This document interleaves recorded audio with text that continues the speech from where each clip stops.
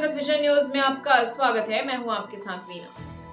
छत्तीसगढ़ के स्वास्थ्य मंत्री श्याम बिहारी जायसवाल का बेतुका बयान सामने आया है।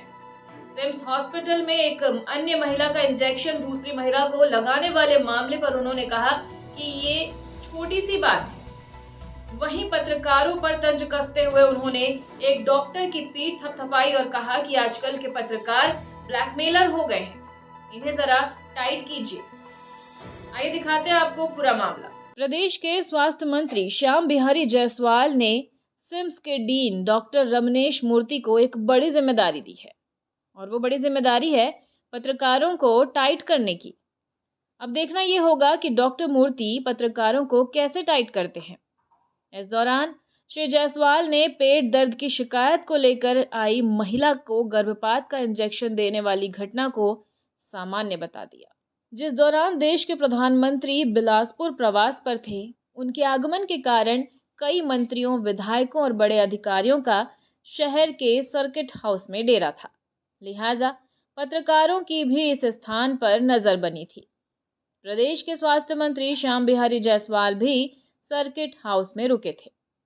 पत्रकार उनसे विभागीय चर्चा के लिए पहुंचे। विभागीय चर्चा शुरू हुई तो सिम्स और जिला अस्पतालों में व्याप्त भर्राशाही की भी बात हुई। इस दौरान उनके संज्ञान में लाया गया कि 13 मार्च को करगी कला निवासी गर्भवती महिला को पेट दर्द की शिकायत के बाद सिम्स में भर्ती करवाया गया था। दूसरे दिन इलाज के दौरान गलत इंजेक्शन लगाने की वजह से महिला का गर्भपात हो गया। महिला के गर्भ में 5 महीने का बच्चा पल रहा था।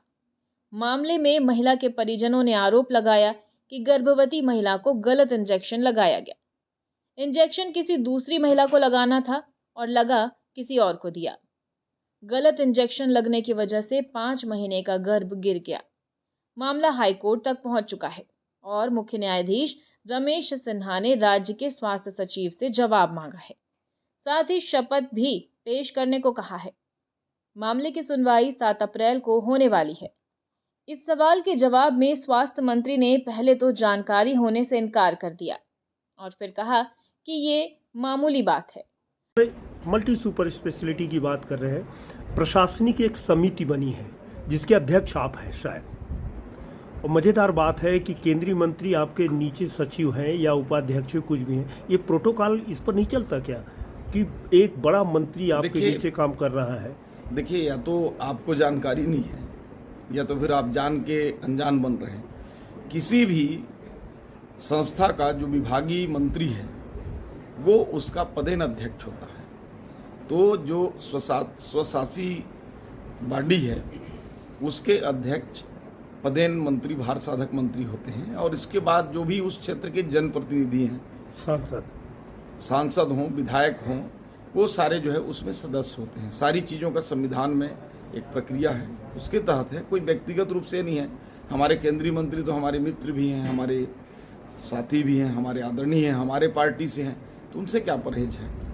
ये सिम्स की जो जिम्मेदारी जो दी गई है जिन डॉक्टरों को, वो पहले से विवादित उसमें विवाद में रहे हैं, तो ऐसे लोगों को आप दिए हैं तो उनसे क्या उम्मीद करते हैं आप? देखिए, ये तो चलता ही रहता है, विवाद, शिकायत, शिकवा, ये सारी चीज़ें हैं। अब वो वैसे निर्विवाद खोजेंगे तो लोगों ने तो भगवान को भी छोड़ना मुनासिब नहीं समझा। आप देखेंगे तो द्वापर से लेकर त्रेता तक हर युग में भगवान के ऊपर भी लोगों ने प्रश्न उठाए हैं। ठीक है मंत्री जी, विवादित हो कोई दिक्कत नहीं है, लेकिन व्यवस्था तो सुधारे हैं।